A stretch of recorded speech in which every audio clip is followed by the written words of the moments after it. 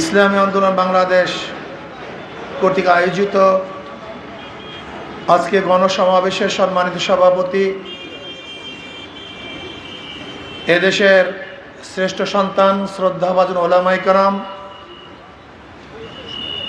ইসলামী দলের নেতৃবৃন্দ, সকল স্তরের ইসলাম প্রিয় দেশপ্রেমিক ভাইয়েরা আমার, ইসলামী আন্দোলন বাংলাদেশ কি চায়, তাদের বক্তব্য কি, দাবি কি, উদ্দেশ্য কি, কি মেসেজ জাতিকে দিতে চায়, এই বিষয়ে আমাদের অনেকেরই ধারণা নেই। এই ধারণা না থাকার কারণেই আমাদেরকে অনেকেই শত্রু মনে করেন। পরিকল্পিতভাবে আমাদেরকে শত্রু বানানো হচ্ছে। আর শত্রুতা কারা করছেন? একজন মুসলমান। একজন মুসলমান ইসলামের দুশ্মন হতেই পারে না, ইসলাম বিদ্বেষী হতেই পারে না। একজন মুসলমান যার মধ্যে ঈমান আছে, তে আলেমদেরকে, হক্কানি আলেমদেরকে ঘৃণাও করতে পারে না। আমাদের দাবিটা কি? আমরা কি চাই? আমরা মানুষের মুক্তি চাই, মানুষের অধিকারকে বাস্তবায়ন করতে চাই, মানুষের স্বাধীনতা চাই, গরিব মানুষদেরকে দরিদ্র সীমার উপরে নিয়ে যেতে চাই, জুলুম অত্যাচার বন্ধ করতে চাই, চুরি ডাকাতি চিরতরে উৎখাত করতে চাই, ঘুষ বাণিজ্য বন্ধ করতে চাই। আমাদের শ্রমিক, ঋষি, তাঁতি, কামার, মজদুর, জেলে, যত শ্রেণীর পেশার মানুষ আছে, চাই যে যত ছোট্টই পেশায় থাকুক না কেন, মানবিক মর্যাদা দিতে চাই। সে মুসরি, সে কামার, সে ঋষি, সে চামার, কিন্তু মানুষ। সে সুইপার, কিন্তু মানুষ। সে নার্স, কিন্তু মানুষ। সে দারোয়ান, কিন্তু মানুষ। সে একজন কৃষক, সে মানুষ। আমরা চাই মানুষের মর্যাদা দিতে, প্রত্যেকটা আশরাফুল মাখলুকাতকে তার মর্যাদা প্রদান করতে চাই। কিন্তু আপনারা কি চান? আপনারা চান বৈষম্য করতে, ভেদাভেদ সৃষ্টি করতে, জুলুম অত্যাচার করতে, মানুষের অধিকারকে নষ্ট করতে, নস্যাৎ করতে। যারা মানুষের অধিকারকে নস্যাৎ করতে চায় তারাই আমাদেরকে শত্রু মনে করে, আর যারা মানুষের অধিকারকে প্রতিষ্ঠিত করতে চায় তারা আমাদেরকে বন্ধু মনে করে। মনে রাখতে হবে, হক বাতিলের লড়াই আগেও ছিল, এখনো আছে, ভবিষ্যতেও চলবে। কি কথা ঠিক না? আর একটা কথা স্মরণ রাখবেন, হকের পক্ষে মানুষের সংখ্যা কম থাকে কিন্তু বিজয় বেশি থাকে। বদরের ময়দানে নবী আলাইহিস সালাতু ওয়াস সালাম পক্ষের সংখ্যা কম ছিল কিন্তু বিজয় তাদের ছিল, ঠিক না? খন্দকের ময়দানের অবস্থা একই, মুসলমানদের সংখ্যা কম কিন্তু বিজয় তাদের পক্ষেই ছিল। ফতে মক্কার অবস্থাও তাই। আপনারা না জানেন, রাজা দাহিরের 1,00,000 সৈন্যের বিরুদ্ধে মোহাম্মদ বিন কাসিম রহমতুল্লাহ মাত্র 5,000 সৈন্য বিজয় অর্জন করেছিল। আমি ইতিহাস থেকে বলতে চাই, হকের পক্ষের সংখ্যা কম, বিজয়ের সংখ্যা বেশি। আজকেও ভেবেছেন যে হকের পক্ষে লোক কম, কাজে এরা বিজয় হতে পারবে না। আমি স্মরণ করাতে চাই, হকের পক্ষের সংখ্যা কম কিন্তু এরাই বিজয় অর্জন করবে ইনশাআল্লাহ। আপনারা কি জানেন এদেশ কেন স্বাধীন হয়েছিল? বিশ্বাস করেন, আমি প্রশ্ন করি, অনেক মানুষ জানিই না কিসের ভিত্তিতে, স্লোগান কি ছিল, অনেকেই জানে না। সাম্য, মানবিক মর্যাদা, সামাজিক ন্যায় বিচার প্রতিষ্ঠিত করার জন্য এদের স্বাধীন হয়েছিল। সাম্য মানে কি? সমান, সবাই সমান। গরিব, দুঃখী, মৃত মানুষগুলি, ঋষি, কামার, চামারগুলি, বড়লোক, ছোটলোক, শিক্ষিত, মূর্খ, ড্রাইভার, মালিক, আশরাফুল মাখলুকাত, তাকে মর্যাদা দিতে হবে। সে মানুষ, এই মর্যাদা তাকে প্রদান করতে হবে। অপমান করা যাবে না, অপদস্থ করতে পারবেন না। ঘৃণা করতে পারবেন না, খারাপ ব্যবহার করতে পারবেন না। সে আপনার কাজের বুয়া হোক না কেন, সে মানুষ, তাকে মর্যাদা দিতে হবে, সম্মতা, মানবিক মর্যাদা প্রদান করতে হবে, ন্যায় বিচার প্রতিষ্ঠা করতে হবে। কিন্তু আমি সাংবাদিক বন্ধুকে প্রশ্ন করতে চাই, সাম্য, মানবিক মর্যাদা, সামাজিক ন্যায় বিচার আজকে 53 বছর প্রতিষ্ঠিত হয়েছেন? বলুন। যারা যখন ক্ষমতায় ছিল তারা এই দেশকে লুটপাট করেছে, যারা যখন ক্ষমতায় ছিল তারা জুলুম করেছে, অত্যাচার করেছে, অবিচার করেছে। আমরা জুলাই আগস্টের বিপ্লব কেন করেছিলাম? আন্দোলনের সূচনা কি ছিল? বৈষম্য দূর, কোনো জায়গায় বৈষম্য থাকতে পারবে না। কিন্তু এখন কি দেখতেছি? সেই বৈষম্য চলছে না। আমরা এটা হতে দেব না, ইনশাআল্লাহ হতে দেব না। আমি বিএনপির মহাসচিব মির্জা ফখরুল ইসলাম আলমগীর সাহেবকে বলতে চাই, আপনি সবচেয়ে বেশি গণতন্ত্রের কথা বলেন, কিন্তু আমি আপনাকে অনুরোধ করব, গণতন্ত্র কি জিনিস আপনি আপনার নেতাদেরকে শিক্ষা দেন, কর্মীদেরকে শিক্ষা দেন, এটা অনুরোধ করব। গণতন্ত্র জানিয়েই তো না। আপনার নেতাদেরকে বলুন যে ভারতের লোকসভায় মোদিকে যে অ্যাটাক করা হয়, ওই যে আমাদের বাংলাদেশের সংসদে এইভাবে বিরোধী দল প্রধানমন্ত্রীকে অ্যাটাক করতো, তাহলে আমার মনে গলা চিপে ধরত। আপনি বলুন, গত ভারতে নির্বাচনে আমি প্রায় 100 বক্তব্য শুনেছি। রাহুল কি বক্তব্য দেয়, মোদি কি বক্তব্য দেয়, সোনিয়া কি বক্তব্য দেয়, প্রিয়াঙ্কা কি বক্তব্য দেয়, আমাদের দেশের এই পাশের ক্যালকাটার মমতা ব্যানার্জি কি বক্তব্য দেয়, বিরোধী দল কি বক্তব্য দেয়। আল্লাহ না করুক এই বক্তব্য যদি আমরা দিতাম, তাহলে আমার মনে হয় এই বিয়াকুবগুলি, জাহেল মূর্খগুলি আমাদের রাস্তায় নামতে দিত না। গণতন্ত্র মানেটা কি? গণতন্ত্র ততক্ষণ প্রতিষ্ঠিত হবে না যতক্ষণ বিরোধী দল না থাকবে। আর বিরোধী দলের কাজটা কি আমাকে বলুন তো? সরকারি দল কি কি অন্যায় করে, কোন জায়গায় তার দুর্বলতা আছে, সেটা ধরিয়ে দেওয়াই তো বিরোধী দলের কাজ। এই বিয়াকুবরা জানি না, সব জাহেল, সব মূর্খের গোষ্ঠী। বিরোধী দলের কাজই হলো সরকারি দল বা বড় দলের কোন কোন জায়গায় দুর্বলতা আছে এটা জাতির সামনে উপস্থাপন করা।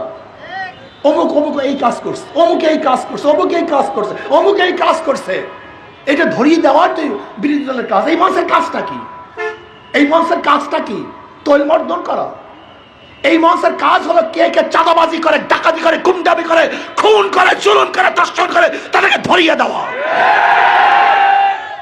এই মানুষের কাজই এইটা। এই মানুষের কাজটা কি?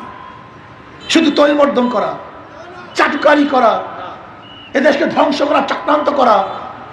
এই কাজটা কি? 30 সালে কে কে গুন্ডামি করে, এই 30 সালে এরিয়ায় কে কে গুন্ডামি করে, মাস্তানি করে, চাঁদাবাজি করে, এদেরকে ধরিয়ে দেন। এই যদি মানুষের কাজ, এই যদি বিরোধী দলের কাজ। কিন্তু আমাদের জাহেলরা গণতন্ত্র গণতন্ত্র বলতে বলতে গলা শুকিয়ে ফেলে, কিন্তু গণতন্ত্র কি জিনিস তাই জানে না। আমি আমার বিএনপির মহাসচিব শ্রদ্ধা ভাজন ফখরুল ইসলাম আলমগীর ভাইকে বলবো, আপনাদেরকে জানান, গণতন্ত্র মানেই হলো বিরোধী দলের দুর্বল জায়গাকে অ্যাটাক করা। কোন কোন জায়গায় কার দুর্বলতা আছে সেটা ধরিয়ে দিবে, উপস্থাপন করবে, জাতিকে জানিয়ে দিবে। মিথ্যা বলেন কেন? চরমনাই পীর সাহেব হুজুর কোন মিথ্যা কথা বলেছেন? তিনি কখন নেশা করেছেন? তিনি কি ভণ্ডামি করেছেন? আপনারাই বলুন, এটা কি হয়? এটার নাম অ্যাটাক? এটা দুর্নাম। কি বলেছেন? মিথ্যা বলে নেশা খায় পীর সাহেব চরমনাই, মিথ্যা বলে নেশা খায়, এরকম স্লোগান পীর সাহেব চরমনাইয়ের ব্যাপারে হয়? আমাকে বলুন, কি মিথ্যা বলেছে? কোন বক্তব্য তার মিথ্যা ছিল? আমি তো স্পষ্ট বলেছিলাম যে দেখেন, চাঁদা তুলে পল্টনে চলে যায় লন্ডন, এই বক্তব্য আমার না। আমি এই কথা স্পষ্ট বলেছি, এই বক্তব্য আমার না, মানুষে বলে। কাজে আপনার তো সংশোধন হওয়া দরকার, এটা আমার উদ্দেশ্য ছিল। আমি কে বক্তব্য দিয়েছি? আপনারা শুনেছেন এই বক্তব্য। আমি সেইটা বলেছি, আপনাদের ব্যাপারে এই বক্তব্য আসছে, আপনারা সংশোধন করেন। যদি এই বক্তব্য আমার থাকতো তাহলে আপনি আমাকে অ্যাটাক করতে পারতেন। এই বক্তব্য আমার না, আমি বলার সময় বলেছি এই বক্তব্য কিন্তু আমার না, মানুষ বলতেছে সংশোধন হন, কিন্তু আপনারা সংশোধন হননি। তবে হ্যাঁ, তারেক সাহেবের বিরুদ্ধে যে কুরুচিপূর্ণ স্লোগানগুলি দেওয়া হয়েছে এটা ঠিক না, এটা গণতন্ত্র না, এটা আদৌ ঠিক না। আমিও বিশ্বাস করতে পারি নাই সর্বোচ্চ বিদ্যাপীঠের ছাত্ররা এই স্লোগান দেয় কিভাবে, এটা দেওয়া ঠিক না। আমি মনে করি চরমনাই পীর সাহেব হুজুরের ইসলামী আন্দোলন বাংলাদেশের ভুল ধরিয়ে দেন, স্টেজে ভুল ধরিয়ে দেন, আমি খুশি হব। এই যে আপনার কাজ, আপনার কাজই হলো স্টেজের কাজ, হলো বিরোধী দলের কাজ হলো ইসলামী আন্দোলন সহ যে দলগুলি আছে তাদের কোন কোন জায়গায় ত্রুটি আছে, বিচ্যুতি আছে, ভুল আছে ধরিয়ে দেন। এইটাই তো বিরোধী দলের কাজ, এইটাই তো সৌন্দর্যতা। গণতন্ত্র সৌন্দর্যতাই যেখানে আপনারাই গণতন্ত্র চিল্লান, অথচ আপনাদের সমালোচনা করলে আপনারা সহ্যই করতে পারেন না। মূর্খতা বাদ দেন, শিক্ষিত হন, রাজনীতি সম্পর্কে জানাশোনা করেন, দুই একটা সংসদ দেখেন, গোটা দুনিয়ার সংসদগুলি দেখেন, সংসদে কিভাবে আলোচনা হয় শুনেন, বিরোধী দল ক্ষমতাসীন থেকে কিভাবে অ্যাটাক করে একটু শুনে ধৈর্য ধারণ করেন। আপনি তো গাঁজা নিয়ে ব্যস্ত থাকেন, মদ নিয়ে ব্যস্ত থাকেন, চাঁদা নিয়ে ব্যস্ত থাকেন, রাজনীতি শিখবেন কখন? কোথায় রাজনীতি শিখবেন? রাজনীতি তো শিখেনি না। মমতা ব্যানার্জি মোদিকে যেই ভাষায় কথা বলে, আমাদের দেশে কোনো বিরোধী দল যদি এই ভাষায় কথা বলতে আমার মনে হয় গুলি দিয়ে মেরে বলাইতো ডাইরেক্ট ডাইরেক্ট। কি আজীব এদেশের রাজনীতি। আমি একজন মির্জা ফখরুল ইসলাম আলমগীর সাহেবকে অনুরোধ করব, আপনি একটু গণতন্ত্র থেকে বুঝান, গণতন্ত্রের কাজটা কি, নিয়মটা কি, বিরোধী দলের কাজটা কি। যদি আমি বিএনপির ত্রুটিগুলি উন্মোচন না করি, ব্যক্ত না করি, তাহলে তারা সারবে, সংশোধন হবে? এইটা তো তাদের কাজ। আমাদের কাজটা কি? আবার বিএনপি সে কি করবে? ইসলামী আন্দোলন বাংলাদেশের, হ্যাঁ আপনারা কি সমালোচনা করেন, আমরা নাকি পড়াশোনাই করিনি। আপনাদের স্টেজ থেকে কি সমালোচনা আসছে যে আমরা নাকি এলেম নাই, পড়াশোনাই করি নাই। অথচ আমিও ডবল কামেল, আমার ভাই আমাদের আমির মুহতারাম তিনিও ডবল কামেল, ফেক আমরা ফার্স্ট ক্লাস, অথচ তারা বলে পড়াশোনাই করি নাই। এই সমালোচনা, এই মিথ্যা সমালোচনা করতেছেন। আপনাদের মূর্খতা গোটা দুনিয়ার মধ্যে ছড়ায়া পড়তেছে, জাহালাত গোটা দুনিয়ার মধ্যে ছড়ায়া পড়তেছে। আমি অনুরোধ করব আমাদের সমালোচনা করবেন, এটা আমার অনুরোধ, যৌক্তিক সমালোচনা করবেন, এইটাই তো সৌন্দর্যতা। চরমনাই পীর সাহেব অমুক জায়গায় চাঁদাবাজি করছে, চরমনাই পীর সাহেব এই মিথ্যা কথা বলছে, এটা ধরিয়ে দিবেন। চরমনাই পীর সাহেব অমুক জায়গায় গুন্ডামি করছে, চরমনাই পীর সাহেব অমুক জায়গায় অস্ত্রবাজি করছে, চরমনাই পীর সাহেবের দলবল অমুক জায়গায় ধর্ষণ করছে, চরমনাই পীর সাহেবের দলবল স্বামীকে বেঁধে রেখে স্ত্রীকে ধর্ষণ করছে, চরমনাই পীর সাহেবের দলবল চাঁদা দেওয়ার কারণে মা সামনের থেকে যুবককে এনে হত্যা করেছে, চরমনাইয়ের দলবল তারা চাঁদা না দেওয়ার কারণে মানুষকে পাথর মেরে ফেলেছে। বলুন আপনারা সমস্যা কি? সমস্যা কি? এইটাই তো বলবেন নাকি ভাই? ভুল বললাম সাংবাদিক বন্ধুরা, এইটার নাম না গণতন্ত্র? এইটাই তো গণতন্ত্র। অ্যাটাক করুন, আমাদের ভুল ধরিয়ে দেন, জাতিকে জানিয়ে দেন যে আপনারা এই কাজ করছেন, আমরা খুশি হব। কিন্তু কিছু না পেয়ে আমরা পড়াশোনা করি নাই, মিথ্যা কথা বলি, গাঁজা খাই, নেশা করি, ভণ্ড। শোনেন, চরমনাই পীর সাহেবকে যারা ভণ্ড বলছেন ওরা সবাই ভণ্ড। আমি বলছি না, জাতি বলবে, অপেক্ষা করুন। নিজেকে অনেক হাতির সাথে তুলনা দেন। শেখ হাসিনার বাহিনী কিন্তু পাহাড়ের সাথে তুলনা দিত, যা আমাদের সে বড় দল কেউ নাই, শক্তিশালী কেউ নাই, করুণার চেয়ে শক্তিশালী বলছে না আওয়ামী লীগ, যে আওয়ামী লীগ করুণার চেয়েও শক্তিশালী। কোথায় কোথায় সব? আমি আশ্চর্য হয়ে, যেখানে জ্ঞানীগুলো সবাই আছেন, আমি আশ্চর্য হয়ে যাই বিএনপি। আপনি মির্জা ফখরুল ইসলাম আলমগীর সাহেব অনুরোধ করছি, বিএনপি বহুদলীয় গণতন্ত্র সৃষ্টিকর্তা আপনারা বলেন, অথচ অন্য কোনো দলই আপনারা সহ্য করতে পারেন, এর কারণটা কি? আচ্ছা, জিয়াউর রহমান সাহেব দল করছে কাদেরকে নিয়ে জানেন? শাহ আজিজ সাহেবকে। শাহ আজিজ কে? জিয়াউর রহমান সাহেব প্রধানমন্ত্রী ছিল কে? শাহ আজিজ। সে কি ছিলেন? কথা বলেন না কেন? রাজাকার। সে সবচেয়ে বড় রাজাকার ছিল। জিয়াউর রহমান সাহেবের সংসদের প্রধানমন্ত্রী তিনি ছিলেন রাজাকার, আর এই বিএনপির স্লোগান দেয় এদেশে রাজাকার রাখবো না। কি হাজিব মূর্খ, কি হাজিব জাহেল। আওয়ামী লীগকে তো বিএনপির উপরে ক্ষোভটাই ছিল এই যে জিয়াউর রহমান সাহেব রাজাকারকে প্রতিষ্ঠিত করেছে, অথচ আজকে নিজেদের বিরুদ্ধে নিজেরা স্লোগান দিচ্ছে। জানি না জিয়াউর রহমান সাহেব কাদের কি দল করছে, তাদের প্রাইম মিনিস্টার কি ছিল, কয় মন্ত্রীদের কতজন রাজাকার ছিল, এরা জানি না, স্লোগান দেয়। শোনেন, যে স্লোগান ছিল আওয়ামী লীগের, সেই স্লোগানগুলি, কথা বলেন না কেন, যে স্লোগান ছিল আওয়ামী লীগের সেই স্লোগান কার? যে স্লোগানের জন্য আওয়ামী লীগ ধ্বংস হয়েছে, সেই স্লোগানের জন্য বিএনপি ধ্বংস হবে। লিখে রাখুন, লিখে রাখুন, যে স্লোগানের জন্য আওয়ামী লীগ ধ্বংস, একই স্লোগান যদি আপনি দেন আপনি ধ্বংস হবেন। যেই পথে গিয়ে অবকে ধ্বংস হয়েছে সেই পথ আপনি ধরলে আপনিও সেই পথে ধ্বংস হবেন। যেই বক্তব্যে একটা বক্তব্য ছিল শেখ হাসিনা রাজাকারের বাচ্চা, এই এক রাজাকারের বাচ্চা বলার কারণে তার মসনদ ধ্বংস হয়ে গেছে। সেই শেখ হাসিনার রাজাকার আপনার মুখে মারছে, আপনার ধ্বংস হয়ে যাবেন, নিশ্চিত ধ্বংস হবেন।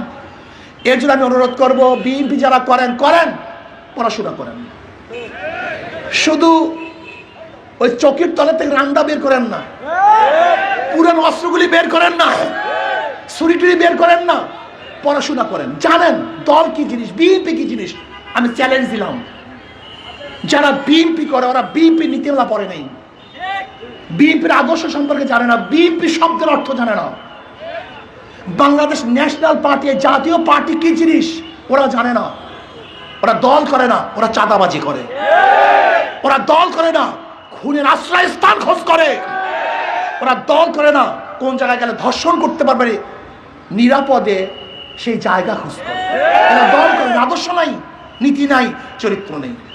এর জন্য আমি বিএনপির বন্ধুদেরকে বলবো, এই দেশকে রক্ষা করার জন্য আপনার কর্মীদেরকে সুশিক্ষিত করতে হবে, রাজনীতি সম্পর্কে জানাতে হবে, ডেমোক্রেসি কি জিনিস তাদেরকে শিক্ষা দিতে হবে।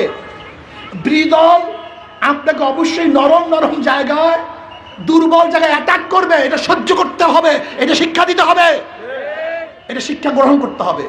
মিথ্যা বলা যাবে না, চাপাবাজি করা যাবে না, দুর্নীতি করা যাবে না, চাঁদাবাজি করা যাবে না, ধর্ষণ করা যাবে না, অন্যায় করা যাবে না, খুন করা যাবে না, এটা শিক্ষা দিতে হবে।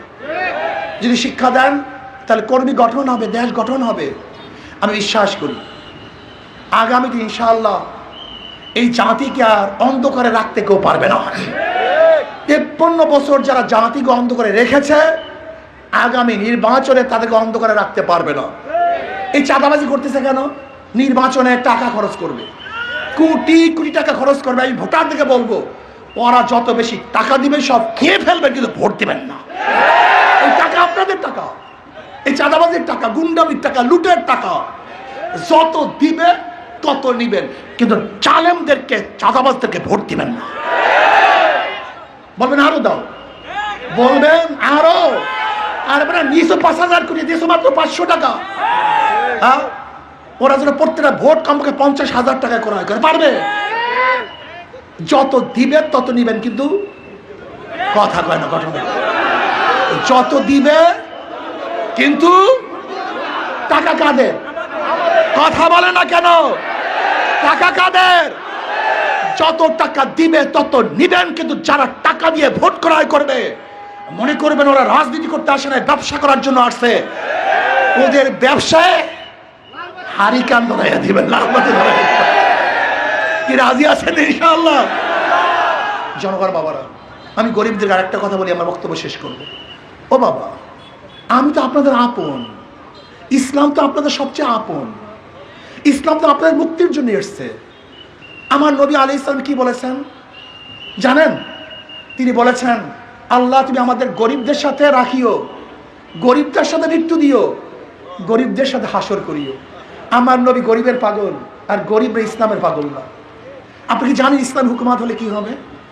আগামী 5-10 বছরের মধ্যে প্রত্যেকটা গরিব দরিদ্র সীমার উপরে চলে যাবে। বর্তমানে পুঁজিবাদী অর্থনীতি ধনীকে ধনী বানায়, গরিবকে গরিব বানায়।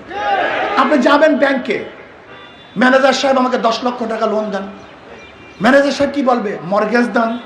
বলবেন আমি তো গরিব, কোথায় মর্গেজ পাবো, কোথায় টাকা পাবো কোথায়? তাহলে আপনার জন্য টাকা না, আপনার জন্য লোন না, যাদের আছে ব্যাংক তাকেই দেয়, যার নাই ব্যাংক তাকে দেয় না। অর্থাৎ ধনীকে ধনী বানায়, গরিবকে। বর্তমান পুঁজিবাদী অর্থনীতি 1000 বছর চললেও কোনো গরিব ধনী হবে না। আর ইসলামের গোটা অর্থনীতি গরিবদের জন্য, জাকাত কাদের জন্য? গরিবদের জন্য। ফিতরা কাদের জন্য? গরিবদের জন্য। মানত কাদের জন্য? গরিবদের জন্য। ওসর কাদের জন্য? গরিবদের জন্য। দান কাদের জন্য? সবই গরিবদের জন্য। ইসলামের গোটা অর্থনীতি গরিবদের জন্য। কিন্তু কপাল পরা গরিবরা ইসলামকে পছন্দ করে না। অনেকেই মনে করে হুজুর আমি খারাপ, বিড়ি খাই, গাঁজা খাই, দাড়ি কাটি, আমার অবস্থাটা কি হবে ইসলাম হুকুমাত আসলে? বন্ধু, আপনি ভুল মেসেজ পেয়েছেন। এক গাঁজাখোর আমাকে প্রশ্ন করতেছে, হুজুর ইসলাম হুকুমাত আসলে আমার গাঁজার অবস্থাটা কি হবে? আমার গাঁজা, ও তো গাঁজার পাগল। আমি বললাম, বাবা তুমি কি মসজিদে গিয়ে গাঁজা সেবন করতে পারো? বলে না। আমি বলি কেন? বলে হুজুর পরিবেশ নাই। আমি বললাম ইসলামী হুকুমাত আসলে গোটা বাংলাদেশটাই পরিবেশ হয়ে যাবে যেখানে তুমি নিজেই গাঁজা সেবন করতে পারবে না। বিশ্বাস হয় না আপনাদের? হয়েছে না? হয় নাই? আচ্ছা বলেন তো, এখানে যারা আছেন এমন একজন নাই যে ধূমপান করেন, বিড়ি খান? একজনও নাই? তা বিড়ি খান না কেন? কথা বলেন না কেন? নিষেধ করছি, বাধা দিছি, বিড়ির কথা বলছি যে খাবেন না, তা খান নাই কেন? একবার মনে চাইছে? তার মানি বাধা দিতে হয় না, বলতে হয় না, জোর করতে হয় না। পরিবেশ আপনাকে অন্যায় থেকে ফিরে ফেলাইছে। আজকে বাংলাদেশের অন্যায় হচ্ছে কেন? অন্যায় পরিবেশের কারণে। যদি অন্যায় পরিবেশ না থাকে, আমার হাজারো মুসলমান বাবারা ফেরেশতা তুল্য হয়ে যাবে, ভালো হয়ে যাবে। আজকে পাশের চেয়ারে ঘুষ খায় বিদায় আপনার মধ্যে ঘুষের নেশা আসছে। পাশের চেয়ারে যদি ঘুষ না খায়, আপনি নিজেই ঘুষ খাবেন না। আপনার বন্ধু মদ পান করে বিদায় আপনার মধ্যে মদের নেশা আসছে। আপনার বন্ধু যদি মদ পান না করে, আপনি মদের নামও জানবেন না। কারণ ইসলামী আন্দোলন বাংলাদেশ, ইসলাম ক্ষমতা আসলে অনেক দাড়ি কামান্য বাবারা মনে করে মনে হয় আমাকে জোর করিয়া দাঁড়িয়ে, না, ভুল। আচ্ছা, যারা দাড়ি ছাড়া তাকে মসজিদে যান না? ইমাম সাহেব বসে বের হও। সবচেয়ে ভালো জায়গা কোন জায়গা? মসজিদ। মসজিদ থেকে আপনাকে বের করে নাই, আর গোটা বাংলাদেশ থেকে আপনাকে বের করে দিবে? আপনার মাথায় কি কোনো গন্ডগোল আছে মিয়া? মসজিদ সব থেকে ভালো জায়গা, সেখানে আপনাকে কিচ্ছু বললো না। প্যান্ট শার্ট দাড়ি ছাড়া আপনাকে কিচ্ছু বললো না। আর এই গোটা বাংলাদেশ থেকে আপনার দাড়ি ছাড়া ইসলাম হুকুমাত বের করে দিবে? আপনার মাথায় কি গোল আছে? এই সমস্ত ভুল মেসেজ আপনাকে পৌঁছানো হচ্ছে। ইসলাম আসলে এইটা, ইসলাম আসলে এইটা, ইসলাম আসলে এই ভয়, এই ভয় না। ইসলাম আসলে শান্তি, শান্তি, শান্তি, মুক্তি, মুক্তি। আসুন, জীবনভর ওদেরকে পরীক্ষা নিছেন, ওরা পরীক্ষা দিছে, বারবার ফেল। আওয়ামী লীগকে বারবার পরীক্ষা দিচ্ছেন না আপনারা? পরীক্ষা দিচ্ছেন না? বিএনপিকে, জাতীয় পার্টিকে বারবার ফেল। কিন্তু ইসলামকে একবার পরীক্ষা করেন নাই, একবার করেন নাই। আমার অনুরোধ থাকবে, করো যার অনুরোধ থাকবে, একটাবার ইসলামকে পরীক্ষা করুন, একটাবার ইসলামকে পরীক্ষা করুন। যদি ফেল করে, আল্লাহর কসম কোনোদিন আপনাদের কাছে ভোট চাওয়ার জন্য আসবো না, কোনোদিন দাঁড়িয়ে বড় কথা বলবো না। একটাবার পরীক্ষা করুন, একটাবার, শুধু একটাবার। দেখেন না কি হয়? দেখছেন তো সবাইকে, দেখি না এইটাকে। একটাবার ইসলামকে পরীক্ষা করুন। আশা করি ইনশাআল্লাহ যদি আল্লাহ কবুল করেন, আগামীতে হক এবং বাতিলের লড়াই শুরু হয়ে যাবে। একদল আছে চাঁদাবাজের গোষ্ঠী, আর একদিকে থাকবে চাঁদা ফিরাবার গোষ্ঠী, একদিকে থাকবে জালেমের গোষ্ঠী, আর একদিকে থাকবে জালেম বন্ধ হওয়ার গোষ্ঠী, একদিকে থাকবে ভারতের দালাল গোষ্ঠী, আর এক দল থাকবে, আর এক দিকে থাকবে বাংলাদেশের যারা শান্তি কামনা করে, এই দেশকে রক্ষা করতে চায়, তাদের গোষ্ঠী। হক এবং বাতিলের লড়াই হবে ইনশাআল্লাহ। হকের পক্ষে থাকবেন না বাতিলের পক্ষে থাকবেন? ভারতের পক্ষে থাকবেন না দেশের পক্ষে থাকবেন? রাজি আছি ইনশাআল্লাহ। আর শেষ কথা হলো এই, ওদের মার্কার মধ্যে ভেজাল। যারা নৌকা নিয়ে নির্বাচন করে নিজের নৌকা চালাতে পারে না, যারা ধানের শীষ নিয়ে নির্বাচন করে ধান কাটতে পারে না, যারা নাঙ্গলি নির্বাচন করে কেউ কিন্তু নাঙ্গল বয় না। ওদের প্রত্যেকটা মার্কা হলো গরিবদের, কিন্তু একজনও নিজেরা গরিব না। কি কথা ঠিক না? ইসলামী আন্দোলন বাংলাদেশের মার্কা কি? জোরে বলেন। যারা নির্বাচন করে তারাও চালাতে পারে, যারা করে তারাও চালাতে পারে, মহিলারাও চালাতে পারে, পুরুষরাও চালাতে পারে, হিন্দুরাও চালাতে পারে, মুসলমানরাও চালাতে পারে, ধনীরাও চালাতে পারে, গরিবরাও চালাতে পারে। কেউ কার মার্কা নিয়ে ঘুমায় না, কেউ কার মার্কা বুকে নিয়ে, কিন্তু হাত পাখা ঘুমের সময় বুকের উপরে থাকে। কোথায় থাকে? এটা সর্বজনীন মার্কা, শান্তির মার্কা। কারেন্ট ফেল করে, হাত পাখা ফেল করে। ইনশাআল্লাহ রাজি আছেন না? ইনশাআল্লাহ। সব মার্কা দেখা শেষ, হাত পাকার বাংলাদেশ। সব মার্কা দেখা শেষ। কে কে রাজি আছেন? দুই হাত তুলে নারায়ে তাকবীর, নারায়ে তাকবীর। আল্লাহ কবুল করে নেন। আমাদের